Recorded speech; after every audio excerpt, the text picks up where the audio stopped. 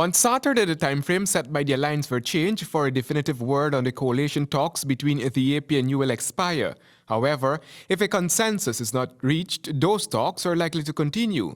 It is on Saturday that the members of the party's National Executive Committee will meet, and reports are expected to be made on those talks. If the talks fail, and I have no reason to believe that these talks should fail or ought to fail, then of course we have a constitutional situation where parties will go on their own, alone, into a multi-party contest.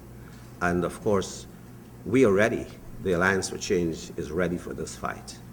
AFC's presidential candidate, Moses Nagamutu.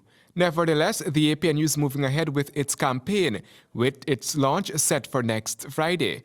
But in the meantime, as the talks continue, the AFC remains tight-lipped on what areas are holding up the coalition negotiations. One of those areas made known, though, is that the parties are still to decide on whether they will campaign on a single platform.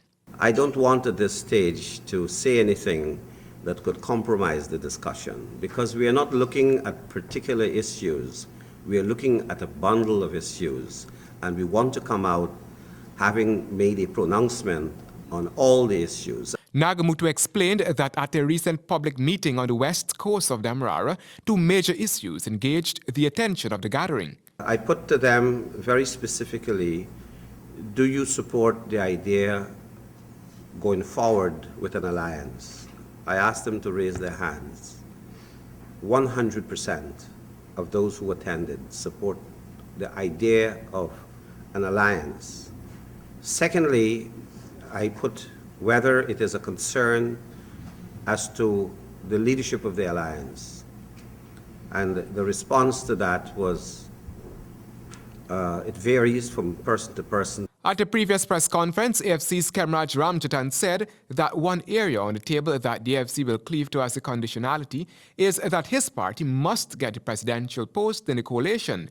It's weeks since President Ramatar announced that elections will be held on May 11, and neither of the two parties, which both say they are committed to a government of national unity, can find common ground for unity.